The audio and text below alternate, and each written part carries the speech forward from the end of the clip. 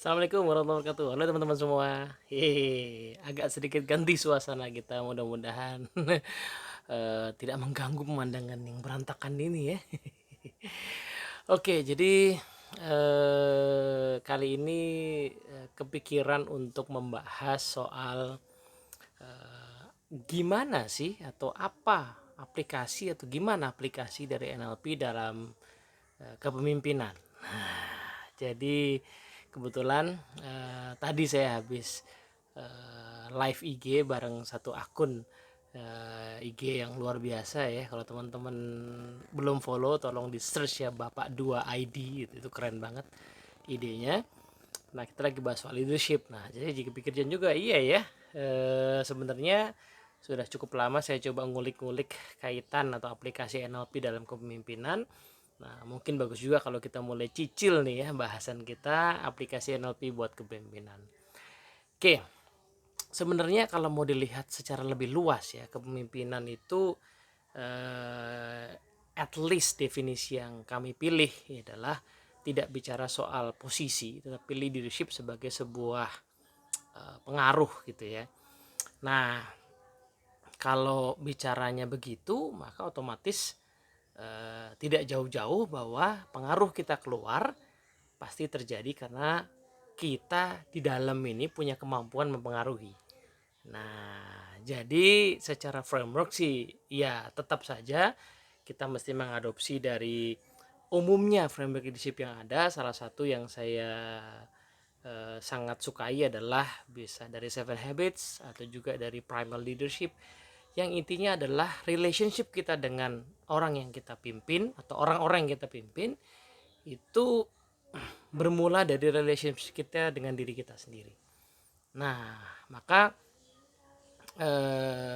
sudah sangat lain sebenarnya essential life course yang kita di NLP Society, Indonesia NLP Society Design, bahwa aplikasi NLP dalam keseharian itu kalau dirangkum menjadi dua bagian. Yang pertama adalah self atau personal excellence, baru relationship excellence. Nah, jadi sebenarnya itu sudah masuk ke dalam aplikasi pemimpinan dalam arti yang luas gitu ya. Nah, mari kita coba masuk lebih dalam ke dalam kepemimpinan diri dulu ya. Ini tahapan yang pertama. Jadi kemampuan memimpin adalah sebenarnya kelayakan untuk memimpin dulu yang dibangun. Nah, apa yang terjadi ketika kita bisa menjadi pribadi yang excellent dengan menggunakan NLP? Yang terjadi pertama-tama adalah kalau kita aplikasikan, maka pertama kita akan jadi orang yang punya kemampuan mengendalikan diri, mengendalikan pikiran, perasaan, dan pada akhirnya tindakan. Sehingga kita menjadi orang yang kredibel karena proven apa yang kita pikirkan itu menjadi perasaan yang menggerakkan tindakan kita sehingga menjadi hasil.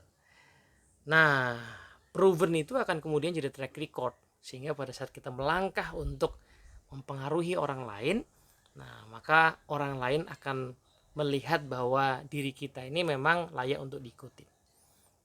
Gitu. Nah, dalam personal excellence kita membahas sebenarnya gimana sih NLP itu bisa membuat kita bisa lebih mudah mengelola pikiran perasaan. Nah, pertama adalah dengan menyadari dulu ya, self awareness, menyadari dulu pikiran perasaan kita tuh cara kerjanya gimana. Nah, kalau nonton video-video yang sudah ada di YouTube saya, maka teman-teman akan ketemu bahwa pikiran kita sebenarnya at least ya dari sudut pandang NLP itu bisa dibedah menjadi dua bagian besar. Pertama isi, yang kedua struktur. Nah, isi pikiran itu contohnya begini. Kalau saya pegang satu buku, ya kan, maka pikiran saya tentang buku itu namanya isi. Nah, tetapi bagi orang yang suka baca buku, maka pikirannya tidak semata-mata berisi buku saja, tapi buku yang tampak misalnya indah warnanya, buku yang seolah-olah tulisannya itu membuncah keluar masuk ke dalam pikirannya. Ini bagi orang yang suka baca.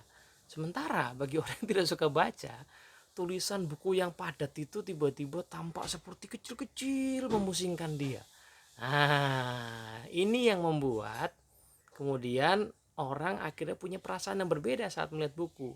Padahal konten yang dilihat sama isinya, yaitu sama-sama buku yang sama. Tapi perasaannya beda. Kenapa? Karena struktur menyimpannya berbeda. Nah, memahami kondisi ini, maka kita kemudian akan bisa memimpin dengan lebih baik. Sebab apa? Kadang-kadang sebagai pemimpin kita mesti mencontohkan sesuatu. Yang sesuatu itu alamiahnya kita nggak suka. Nah kan contoh, kita harus mampu membuat sebuah pekerjaan gitu ya, sebuah pekerjaan yang bukan alamiahnya kita, bikin perencanaan misalnya, bikin pelaporan misalnya. Nah itu kita nggak bisa nyontohin dengan baik. Kenapa? Karena kita nggak suka melakukan itu. Nah berbekal ilmu di personal excellence kita bisa ngecek kita nggak sukanya itu kenapa. Jangan-jangan bukan karena isi dari aktivitas itu, tetapi bisa jadi karena struktur yang kita simpan dalam ingatan kita tentang aktivitas tersebut. Misalnya, oh saya itu kalau udah lihat format laporan itu angka-angkanya seperti ruwet gitu loh. Nah, pantesan aja pusing.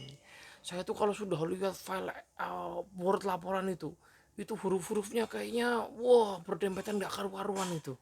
Nah, nggak heran kalau kemudian pusing, ya kan?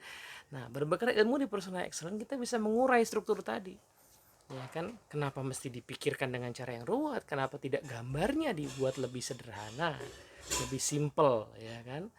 Nah, kenapa tidak buku itu tadi dibuat dengan apa namanya berwarna indah cerah gitu ya, tidak berdempetan huruf tapi jarang-jarang sehingga enak dilihat gitu. Nah, itu yang disebut sebagai kemampuan mengendalikan pikiran kita dari sisi struktur. Nah, berbekal kemampuan ini saja kita sebenarnya udah bisa memimpin. Nah, memimpin diri kita sendiri yang menariknya kalau sesuatu kita lakukan secara konsisten itu akan selalu bisa menginspirasi orang lain. Gitu. Nah, tadi saya sempat kasih contoh di live kita tadi ya. Anggaplah kita punya tetangga itu ya. Tetangga kita tuh tiap hari konsisten aja dia lari pagi. Ya, dia nggak ngapa-ngapain kita, dia nggak mempengaruhi kita secara langsung. Dia hanya mencontohkan tiap pagi konsisten, dia selalu menyapa kita tiap kita lihat dia. Nah, menariknya kadang-kadang ya melihat orang yang konsisten begitu, terus lama-lama kita lihat, ini orang kok sehat gitu, ini orang kok seger ya, badannya makin langsing gitu. Kemudian kita pelan-pelan terinspirasi. Padahal dia tidak melakukan aktivitas yang apa namanya nyatanya atau memorong kita yuk olahraga yuk, nggak mesti begitu. Dia hanya melakukan itu secara konsisten dan tiba-tiba kita terpengaruh. Nah, di titik itu sebenarnya kita sudah bisa jadi pemimpin tanpa perlu kita ngoyak-ngoyak orang. Nah, cukup dengan berlatih untuk mengelola pikiran kita, ya memastikan pikiran kita itu memberdayakan ya struktur dan isinya, sehingga kita bisa memunculkan state atau perasaan yang bisa menggerakkan tindakan yang harusnya kita lakukan, harusnya kita contohkan. Gitu. Ada orang yang suka terlambat datang ke kantor. Ini kebetulan kantornya memang mengharuskan ada jam kerja yang patok ya. Lain cerita kalau kantornya punya kepolisi yang berbeda. Nah, padahal sebenarnya bisa. Ini dihitung-hitung ya nggak ada. Namanya terlambat itu pasti masalah keputusan kita aja. Silahkan dicek. Nah, jangan-jangan strukturnya yang bikin ruwet. Saya tuh nggak bisa datang on time soalnya di rumah tuh banyak kegiatan bla bla bla bla. Ya kalau struktur tentang aktivitas pagi itu ruwet, tentunya kita akan merasa ruwet dan akhirnya kita akan reaktif terhadap situasi. Datangnya terlambat terus. Coba kalau ditata strukturnya.